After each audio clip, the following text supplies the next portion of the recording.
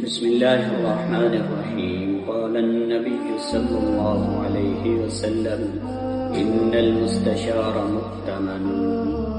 حضور اقدس صلی اللہ علیہ وسلم نے ارشاد فرمایا کہ جس بندے سے مشورہ لیا جائے اسے امانت دار ہونا چاہیے۔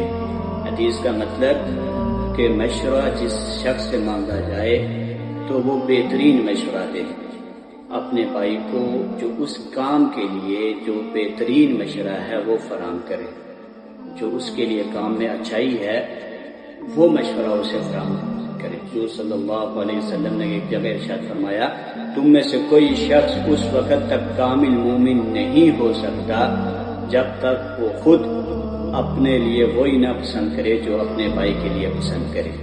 تو کوشش کیجئے کہ اپنے بھائیوں کی خیر خواہی کیجئے، اپنے مسلمان بھائی کی خیر خواہی کیجئے، جس کام میں اسے منافع ہو اس کام کا اسے مشورہ دیجئے۔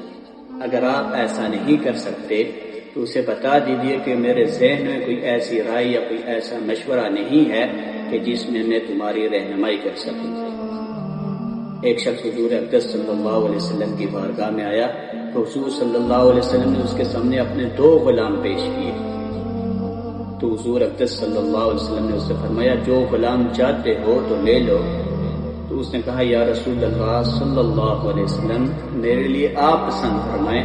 تو حضور اقدس صلی اللہ علیہ وسلم نے اس کے لیے بہترین غلام پسند فرمایا، اور آپ صلی اللہ علیہ وسلم نے اس وقت یہ ارشاد فرمایا، ان المستشار مؤتمن، کہ مومن کو ہمیشہ جس سے مشورہ لیا جائے اس کو امانت دار ہونا چاہیے۔